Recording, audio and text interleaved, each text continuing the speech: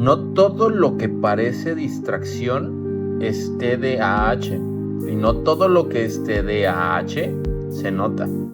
Hay personas que aprenden a compensar, que se esfuerzan el triple, que memorizan cada paso para no equivocarse, que hacen listas, que se repiten reglas, que evitan el error a cualquier costo. Lo hacen tan bien que nadie lo nota, ni siquiera ellas mismas, hasta que un día colapsan y lo único que escuchan es que tienes que organizarte mejor, es que tienes que poner más atención.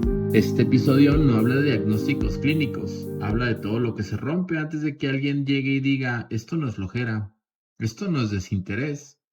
Probablemente esto sea trastorno de déficit de atención con hiperactividad que pasó desapercibido durante años.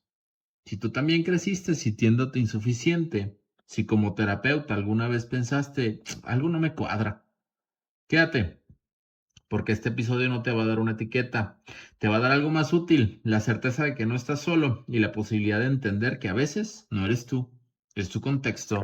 Bienvenidos a su podcast Mente en Contexto y el día de hoy me encuentro otra vez con Esther y vamos a hablar de nuestra experiencia como terapeutas en frente de trastorno de déficit de atención con hiperactividad. Y me gustaría, bueno, creo que a Esther ya la conocemos, quién sigue el proyecto. Si no, entonces va a salir aquí un flyer que no se me olvide editar. Y me gustaría empezar con una pregunta. ¿Cómo es la primera vez que Esther se encuentra con un diagnóstico de déficit de atención con hiperactividad que llegó en un adulto o que se había sido diagnosticado previamente con ansiedad, bipolaridad, depresión? ¿Cómo fue tu primer acercamiento con ese tipo de cosas? Fíjate que no puedo saber a ciencia cierta si fue el primero, pero sí fue uno de los más tristes en el sentido de todo lo que pudo prevenir, de haber tenido el diagnóstico a tiempo y que venía por otras causas, pero mostraba todos los síntomas, ¿no? Era una persona hace muchos años que le faltaba una mano. Él trabajaba como en maquila y llega a terapia porque tenía problemas con su esposa, lo iba a dejar, porque no cumplía, tenía problemas financieros. Y al empezar a conocer un poco de su historia de vida, empieza a dar como estos pequeños destellos de problemas con mucha hiperactividad, cambiaba mucho de empleo, ya era un adulto que platicaba que en su etapa adulta cambiaba de empleo, no podía durar mucho, era como el que primero se lanzaba a aprender las cosas, pero se lanzaba haciéndolas. Entonces, como trabajaba con maquinaria de riesgo, cuando le pregunto acerca de qué había pasado con su mano, me cuenta que pues se le hizo muy fácil no utilizar el equipo de seguridad. Y en un trabajo, en uno de sus múltiples trabajos, pues tiene un accidente y se corta la mano. Entonces, como no usó el equipo de seguridad, pese a que sí fue atendido y tuvo incapacidad, no pudo como apelar más allá de ninguna pensión ni nada, porque aunque fue un riesgo de trabajo, no, la empresa le dio las condiciones para trabajar y Fue una él, imprudencia de él, exactamente. cometió esa imprudencia. Entonces, empezamos como a rastrear mucho acerca de su historia y hablábamos un poco en la adolescencia, que hubo abuso de sustancias, hablábamos en la infancia acerca de que le costó mucho terminar la escuela, tenía problemas con el desempeño escolar porque no lograba poner atención, porque siempre estaba inquieto, siempre estaba expulsado.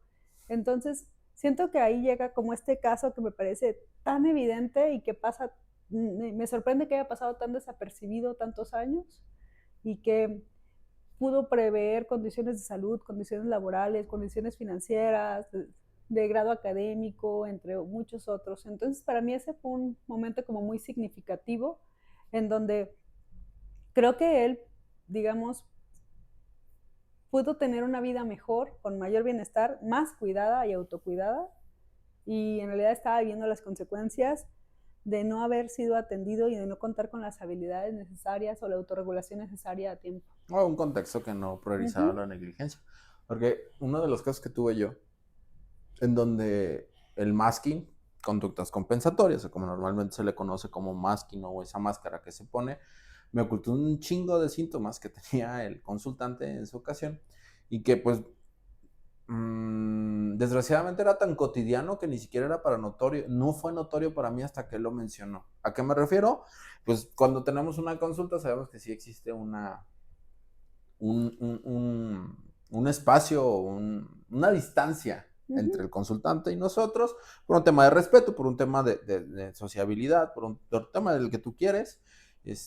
También existe también un saludo diferente, no es un saludo, bueno, por lo menos yo no soy un terapeuta que salude con abrazo.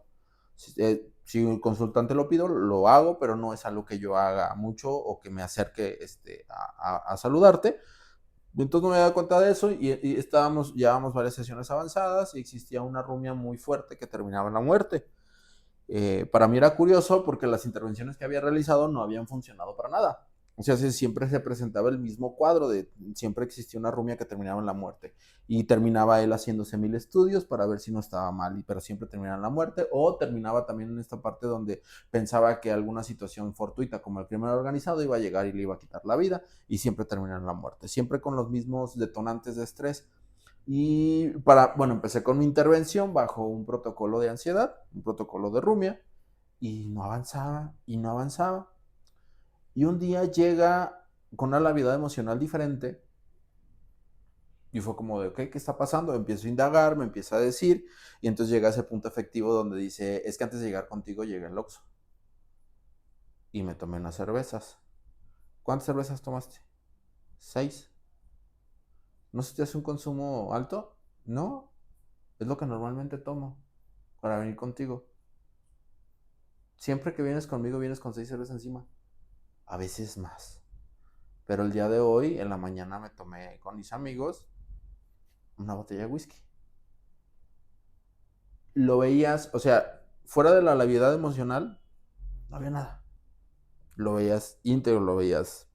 Incluso su apariencia no era de una persona que llevaba una ese botella de nivel. whisky encima, ¿no? Exactamente. ¿Con qué regularidad tomas? Diario. Me ayuda con lo que siento. Y fue como a ver, regresemos.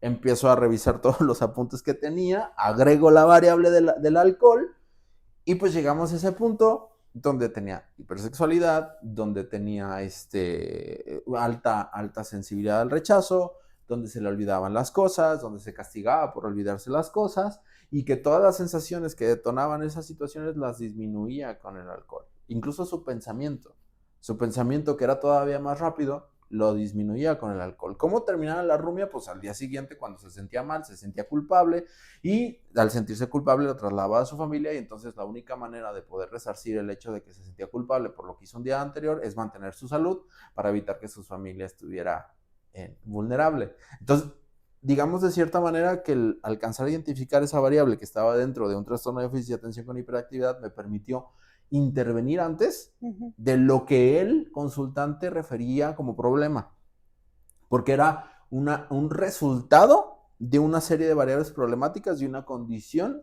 que en este caso era TDAH, que hacía que la persona se comportara de maneras diferentes. Y al comportarse de maneras diferentes, dentro del mismo trastorno de déficit de atención existe como esta parte de tengo que hacer todo bien, porque si no hago todo bien va a haber una serie de consecuencias y me van a juzgar a mí. Entonces él era, bueno, aquí ya voy a decir su género, no sé si ya lo había dicho, pero era un macho perfecto. Macho perfecto, que tomaba a las 6 de la mañana, que tomaba a las 7 de la mañana, no había problema porque se lo permitía, totalmente pulcro, cuidaba de su persona, atendía a su familia, tenía un trabajo donde se le remuneraba de manera adecuada, pero las consecuencias de todo eso era lo que él refería, que lo hacían llevarle a la rumia de la muerte, que trataba de paliar de manera normativa cotidiana con alcohol. El saber específicamente qué es lo que estaba pasando me permitió armar un protocolo más efectivo, porque fue un mes de frustración, donde puta, güey, ¿cómo avanzo? A llegar a ese punto de, güey, es el alcohol. Entonces, antes de tomar alcohol, empezamos a trabajar. ¿A qué me refiero? Hay que identificar exactamente por qué estás tomando alcohol. Y en 2-3 sesiones, la rumia disminuyó un 70%, porque ya era mucho más fácil identificar exactamente qué es lo que estaba pasando. Esa fue, si bien no el primero, sí fue como el que me dejó como más marcado de ciertas situaciones que a veces nosotros como profesionales de salud no sabemos si estamos enfrente de un trastorno de déficit de atención. También me tocó alguna vez una chica que venía por una ruptura, venía a buscar, digamos, respuestas, guías para cómo hacerlo de manera saludable. Cuando revisamos el caso, pues la verdad es que se encontraba en una situación de violencia de género horrible, horrible. Usamos el violentómetro y estaba muy alto. Obviamente se interviene directo con el problema que se tiene, como para que la persona que la está violentando salga de su vida. Logramos que la persona que estaba violentando su vida salga de su vida. Y entonces comienzan a haber ciertas cosas donde yo empiezo como a generar esa duda que no la externaba, porque de inicio llegaba con esta parte de violencia de género que pudiera haber explicado que tuviera desatención, que tuviera de cierta manera distracción, que le costara trabajo a veces levantarse, viene saliendo de una situación de violencia de género.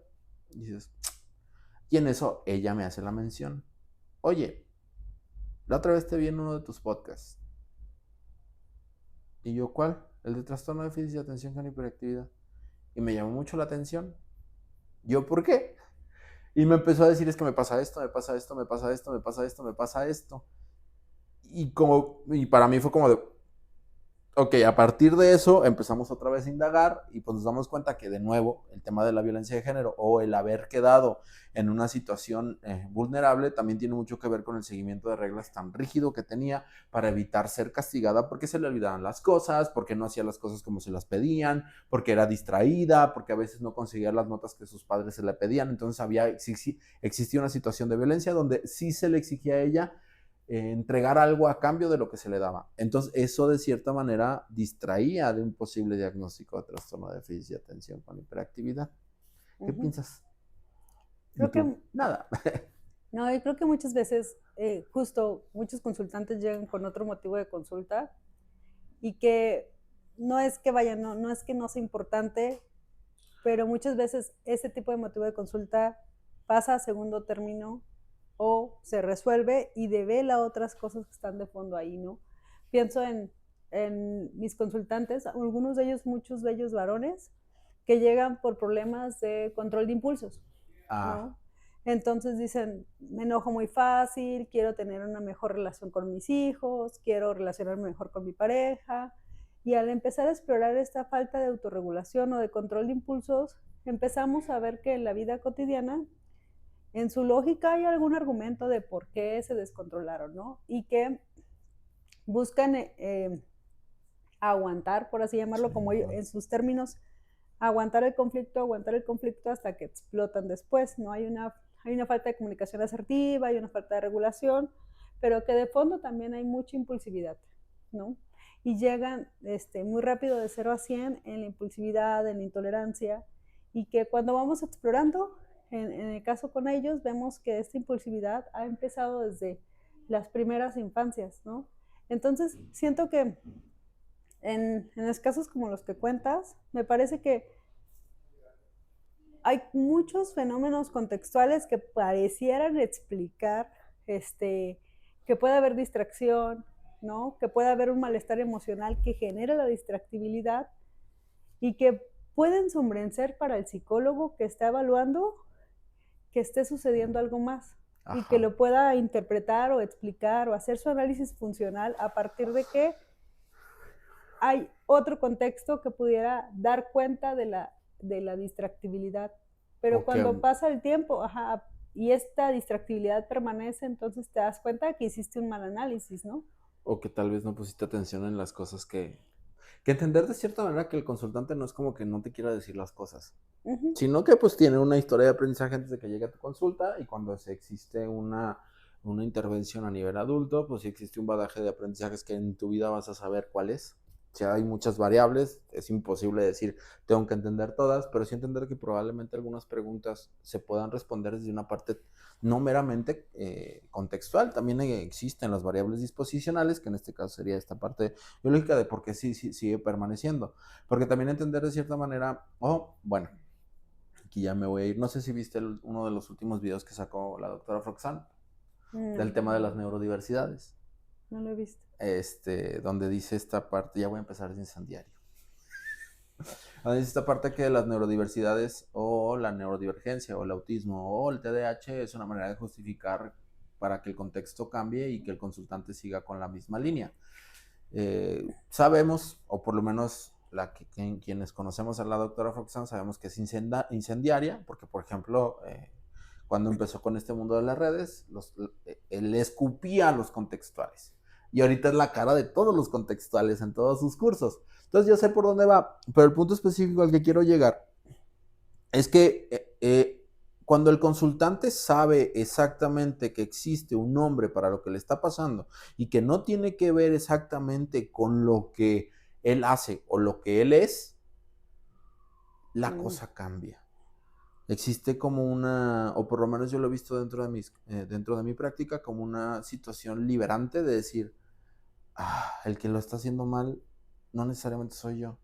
No sé cómo te has topado tú con eso. Fíjate que no sé si estaría de acuerdo con lo que dices de que solamente es una parte biológica, porque soy conductual, pues. Entonces, y aparte, en ese sentido, creo que también tiene que ver con que quizá, desde mi punto de vista, en este proceso de desarrollo de los individuos, se ha nombrado distinto, ¿sabes? En diferentes contextos. Ajá, entonces creo que cuando llegan los consultantes, quizá de antemano no saben, y no tienen por qué saber los síntomas de acuerdo al DSM del trastorno de déficit de atención, porque no es su campo de estudio. Segundo, han aprendido a nombrarlo distinto y a relacionarse distinto con eso, que es que estoy bien despistada, estoy siempre en mi nube, o soy bien olvidadiza, pero no lo ven como un síntoma de distractibilidad, ¿no? Y creo que con lo que hablas de la doctora Flojan respecto a ese comentario, siento que... No sé para qué más gente. No, pienso que en un punto, al final de cuentas, hay como una dialéctica en el sentido de que si el mundo no se va a ajustar a nosotros, tenemos que generar habilidades de ajuste funcional al medio, pero también tenemos capacidad de agencia para cambiar ese medio al que nos estamos ajustando. Entonces siento que en esa interacción, sí, por un lado no se trata de que el consultante que tiene como este diagnóstico diga, el mundo es, aguántense, soy así y no hay nada que cambiar. Creo que no se trata de eso, al menos en el trabajo del análisis funcional no se trata, quizá no de establecer la etiqueta siquiera, pero no se trata de no hacer nada con el diagnóstico o no hacer nada con... un camino, una guía adecuada. Claro, hay que intervenir y buscar de qué manera pueda tener ese ajuste para que le dé un bienestar en el medio que se desenvuelve. Exacto. Pero también es saber que a veces es necesario cambiar ese medio en el que se desenvuelve, porque si no, no avanzaríamos como sociedad. Entonces, no te puedo decir, no puedo opinar más allá porque no sé cómo, vaya, la situación en que lo dijo, como el contexto en que lo dijo, pero como me lo estás contando... No, sí lo sacaron de contexto, o sea, de un podcast que duró un rato, sí le sacaron un pedazo. Al punto de repente que quiero llegar es como la mezcla entre la política y la clínica, porque también es una parte como muy política el hecho de darle una visibilidad a ciertas características de individuos que viven en población, que necesitan otro tipo de ambientes y que muchas veces es juzgado porque busca ese tipo de ambientes o porque se le obliga a adaptarse a ambientes que no son saludables al 100% para ellos. Me refería un poquito más al tema de que de repente queremos ver las cosas como blancas o negras, que es justo por eso también en esta parte incendiaria, donde agarran un pedacito, y sabemos que la doctora Froxan es como muy directa, muy, o sea, esa parte como de muy la puedes sacar fácil de contexto, para que quede un poquito más fácil. Pero aquí el punto es también entender de cierta manera que el saber exactamente qué está pasando, lo que te está pasando tiene un nombre, porque también dentro del trastorno de déficit de atención con hiperactividad sabemos que el nombre está muy sesgado a una parte médica, a una parte muy, muy adultocentrista, donde si el niño no está haciendo lo que yo le estoy pidiendo es porque le falta atención, no por una situación de diversidad de intereses.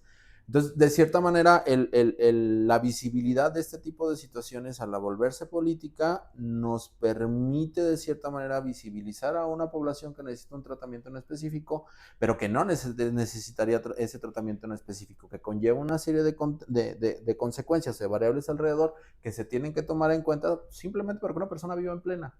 O sea, como en esta parte de la...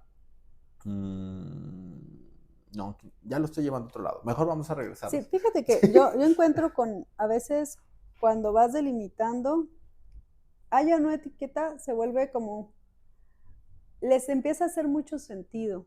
A muchas, se pueden dar como dar cuenta de mucha explicación de su vida, de ciertas dinámicas funcionales de, ahora entiendo por qué me cuesta tanto ser paciente.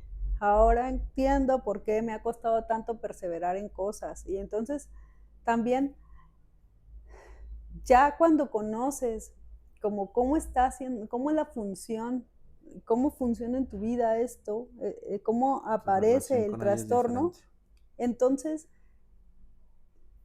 yo creo que el alivio está en que lo puedes cambiar e intervenir, porque ya sabes la pauta, ¿no? Y que creo que aunque es un modelo muy, desde ese punto, biomédico, que es si tenemos un diagnóstico, tenemos un tratamiento de acuerdo al diagnóstico, en ese sentido. Por otro lado, conocer cómo funciona te permite hacer un cambio conductual. Si yo ya sé qué disparadores van a generar mayor distractibilidad en mí, entonces ya puedo saber cómo manejarme o puedo buscar cómo manejarme ante esos disparadores. O potenciar esta capacidad de agencia, porque también de repente nos topamos con personas que vivieron bajo una condición o una situación parecida al déficit de atención, donde su voz, su yo, su capacidad de agencia se vio limitada por lo que decían las otras personas para evitar el problema del juicio. Es que lo haces mal, es que eso no va, es que tienes que hacerlo diferente. Y entonces para evitar todo ese tipo de situaciones, dice, ok, te otorgo a ti la decisión de decirme exactamente qué hacer. Entonces la otra persona, o en este caso el contexto, empieza a generar como necesitas hacer esto. Eso es lo que necesita hacer un adulto de 30 años funcional, A, B, C, y la persona se sumerge en esas reglas que se supone que tiene que hacer y se encuentra en una situación donde no se siente feliz, donde no se siente cómodo, donde no le gusta lo que está haciendo. Y cuando llegan a un proceso terapéutico con esta... Que irónicamente normalmente llegan con que es que soy muy desordenada, no pongo atención en mi trabajo, procrastino todo y quiero mandar todo a la chingada. Y cuando nos sentamos a ver, ok, ¿qué es lo que para ti te importa? Incluso para ellos es como de, ¿cómo? ¿Puedo elegir? Sí, carnal. O sea, empecemos a ver en realidad lo que a ti te importa, lo que a ti te interesa y empecemos a buscar un balance.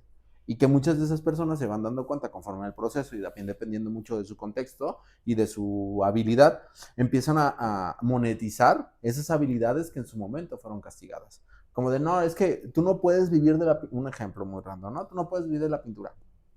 ¿Qué te detiene?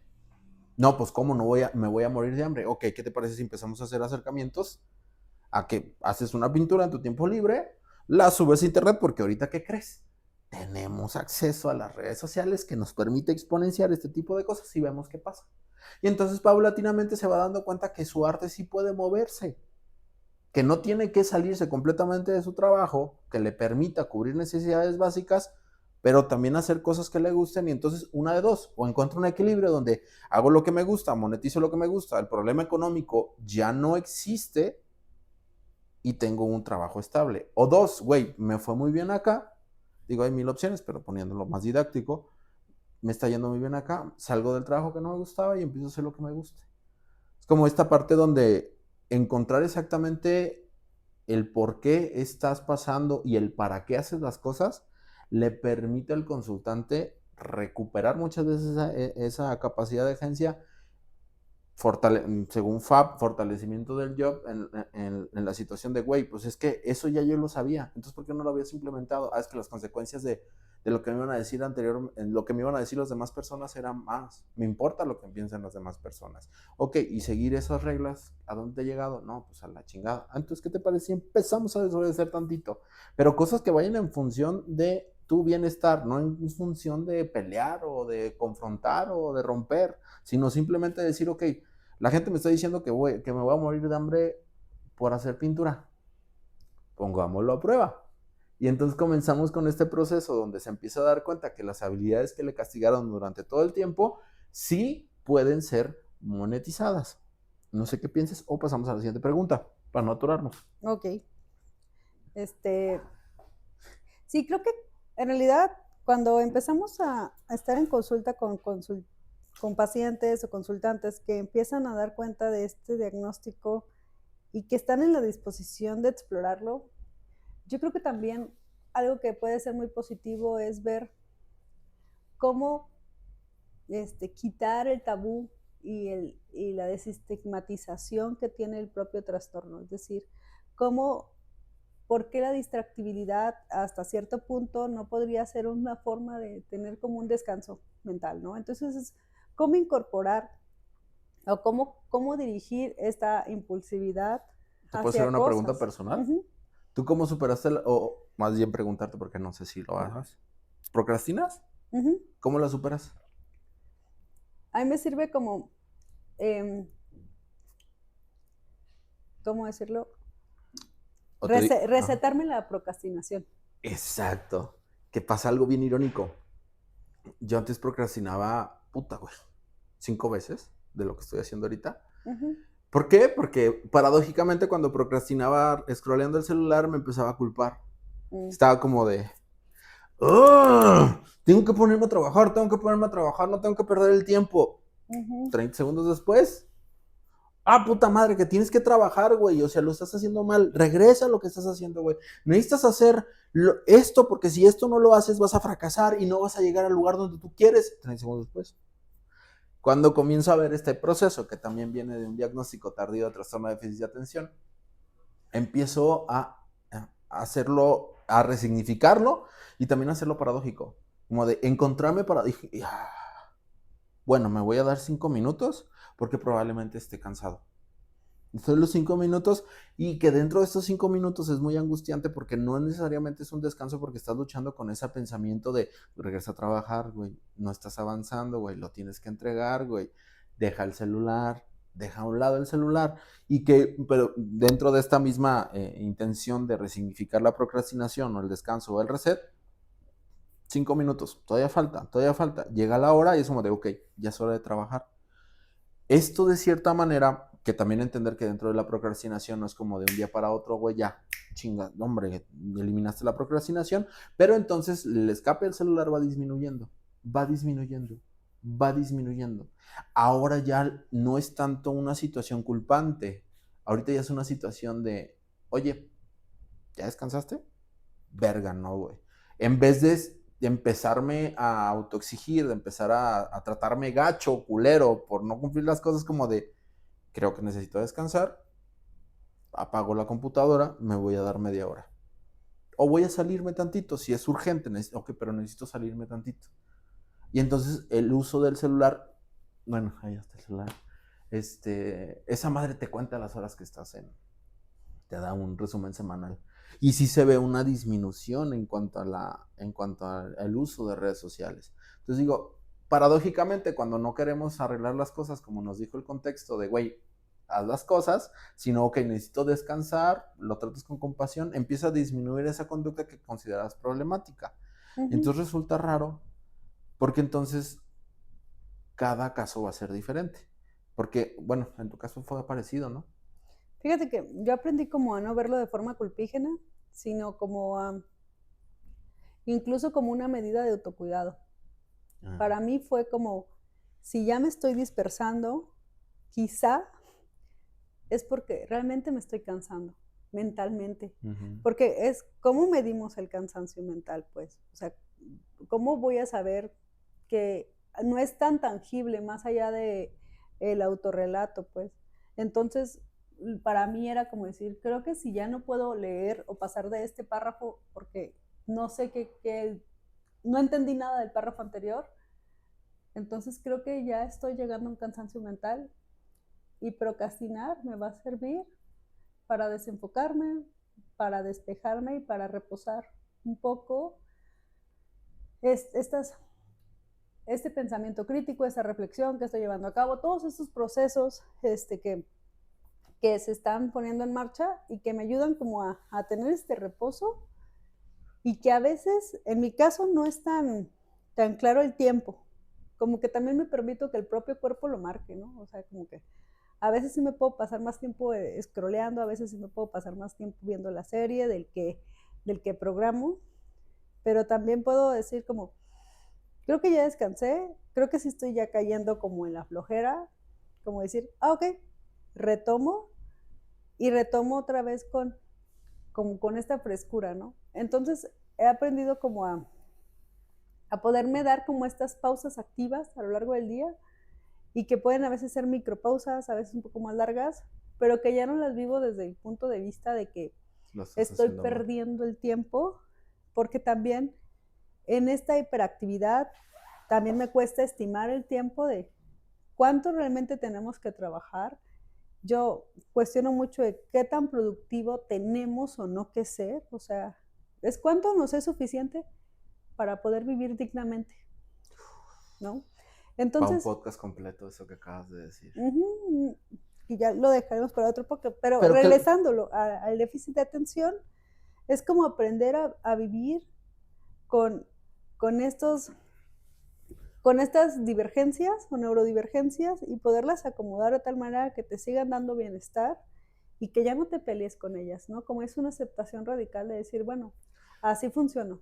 ¿Qué le dirías a un terapeuta que está iniciando su clínica para que tenga la habilidad, capacidad, visibilidad para poder ver situaciones que pudieran estar dentro del déficit de atención? Ok. O de una neurodivergencia. Yo creo que es importante que se especialice, que se forme, pero no solamente es importante que se especialice y que se forme solo en la psicología. Creo que es obligatorio que seamos multidisciplinarios, en el sentido de que podamos tener una perspectiva más amplia del contexto, de las situaciones, porque tratamos con personas y cada persona viene de un contexto, y también tenemos que empezar a conocer ese contexto. Yo conozco muchos colegas que obviamente, y lo entiendo desde el miedo de la falta de experiencia, que se apegan mucho a un protocolo, que se apegan mucho a una receta, pero que las personas no somos recetas. A mis compas de DBT me los dejas en paz. Las personas no somos recetas, pues. Sí, o sea, y que yo puedo seguir la receta de un protocolo para el desarrollo de estas habilidades, pero las personas llegan con un mundo más complejo y tenemos que hacer terapias ideográficas. Entonces, en ese sentido, el protocolo es una guía, pero no es la guía, no es la panacea. Entonces, yo creo que se requiere como esta formación continua, se requiere como incluso un tanto de humildad para saber que nunca vamos a terminar de conocer el fenómeno, y que nunca vamos a saber del todo ¿qué está pasando? todo sobre un fenómeno, porque la ciencia es factible y va cambiando y se va renovando, y lo que ahora es vigente, mañana puede ser y debería ser algo que se va perfeccionando o que se va contradiciendo en sí, ¿no? Entonces, yo como analista conductual creo mucho en conocer las bases del comportamiento, de los procesos de aprendizaje, y como alguien que también estudia género, es conocer una cuestión más amplia de este individuo en qué contexto se forma, y no me refiero a un contexto desde un punto de vista contextual, sino un contexto histórico, sociocultural, demográfico, político, económico, donde se gesta el problema. Y de condiciones materiales. Sí, porque entonces te va a permitir también saber con qué herramientas abordar. Cuando yo salí de la carrera, nos hablaban de un tratamiento y una intervención integral, ¿no? Que alguien tiene que ir a psiquiatría, que alguien tiene que tomar medicamento psiquiátrico, que alguien tiene que ir a psicología, que quizá pudiera tener meterse a hacer ejercicio para canalizar la hiperactividad, pero te encuentras con contextos más desfavorecidos, en donde no les alcanza ni para la psiquiatría, ni para la natación, ni para el medicamento. O que el acceso a la psiquiatría es un privilegio. No, y déjate, ¿no? O cuando ya las instituciones públicas que te otorgan un tratamiento psiquiátrico, cuando nos adentramos y vemos todo el cagadero que está, que también existe nepotismo, entonces vemos a un médico general haciéndola de psiquiatra. Y entonces ahí empezamos a tener también problemas a nivel estructural que va directamente a afectar, porque es como de, güey, existe este tratamiento, te mando a psiquiatría, sé que no tienes acceso para alguna de las instituciones que te estoy dando, vas a ir a Salme en este caso, y en Salme es como de, güey, el tratamiento que te dio contrapone directamente a los objetivos que tenemos tú y yo en terapia. ¿Tienes el teléfono? No. ¿Cuándo tienes la siguiente cita? En 3 meses. Puta madre. Entonces son muchas cosas que sí van a cambiar y que el terapeuta tiene que tener la flexibilidad para saber que a veces no va a poder obtener lo que busca del contexto. Que va a tener que ser una situación donde, carnal, ¿estamos solos? Y en ese sentido, por eso es que necesitas como sí tener, o sea, conocer el protocolo, pero hacer los ajustes de acuerdo también a las propias condiciones del consultante, pero también de acuerdo a digo, esta mirada más multidisciplinaria y más especializante también, de que te vas formando y dices, ok, ¿qué se puede hacer con este consultante sin un tratamiento psiquiátrico? ¿Qué se debería priorizar? Versus lo que dice el protocolo, en este caso, porque el protocolo está pensado para personas que puedan tener un tratamiento integral, por ejemplo. Entonces, creo que la capacidad. Lo que podría sugerir es como tener como esta mirada crítica hacia las mismas formas de abordaje, en el sentido de que es pensar que en esas formas de abordaje a qué población se le está hablando, ¿no? No es lo mismo el déficit de atención en Estados Unidos, que lleva una industria muy grande de medicamentos, a las personas mexicanas que viven con déficit de atención. Entonces tenemos un abordaje distinto en donde México no opera tanto con medicamentos como se hace allá, ¿no? Se tienen miradas distintas. Entonces creo que también en ese sentido... Y también en el contexto mexicano es mucho más fácil esconder las conductas que se predisponen dentro de un déficit de atención. Por ejemplo, otra está leyendo un estudio que alrededor de, o sea, que se estima, porque no se tiene claro exactamente cuánto, pero que un 45 a un 65% de personas en medicina, quien ejerce la medicina, podrían estar dentro de esta condición porque el contexto lo permite. Llegar a hacerlo de, tiene esto, y se van, y como las enfermedades se encargan de todo lo administrativo, permiten de cierta manera que no exista esta visión de decir, tú eres el distraído, tú eres el desordenado, tú eres el que no lo está haciendo. Y como esta parte de todo el tiempo estar canalizando esa energía, esta hiperactividad hacia situaciones muy específicas, muy estructurados, que la misma carrera le da estructura a esta persona, entonces permite pasar desapercibido.